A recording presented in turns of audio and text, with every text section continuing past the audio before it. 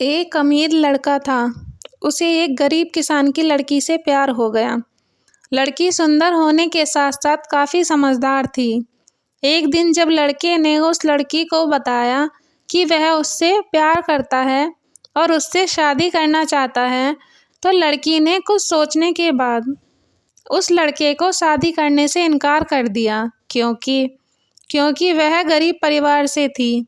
लेकिन कुछ समय बाद जब ये बात उस लड़के को पता चली, तो उसने लड़की के माता-पिता से बात की और उस लड़की को समझाया। काफ़ी समझाने के बाद वह लड़की मान गई और दोनों की शादी हो गई। शादी के बाद लड़का तो उसे बहुत प्यार करता था, दोनों का दाम्पत्य जीवन भी बहुत अच्छा चल रहा था।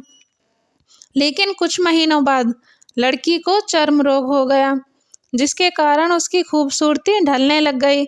अब लड़की को यह डर भी सताने लगा कि उसकी खूबसूरती ढलने के कारण कहीं उसका पति उसे छोड़ न दे। लड़की उस चर्म रोग को ठीक करने का हर संभव प्रयास कर रही थी। समय बीत रहा था और लड़की की खूबसूरती भी धीरे-धीरे ढलती जा रही थी। एक दिन वह लड़का एक काम से दूसरे शहर गया। लड़का जब वहाँ से वापस आ रहा था, तो उसका रास्ते में एक कार के साथ एक्सीडेंट हो गया। उस दुर्घटना के दौरान लड़के की आँखों की रोशनी चली गई। इस दुर्घटना के कुछ समय के बाद उनका जीवन फिर से सामान्य और सुखी बीतने लगा।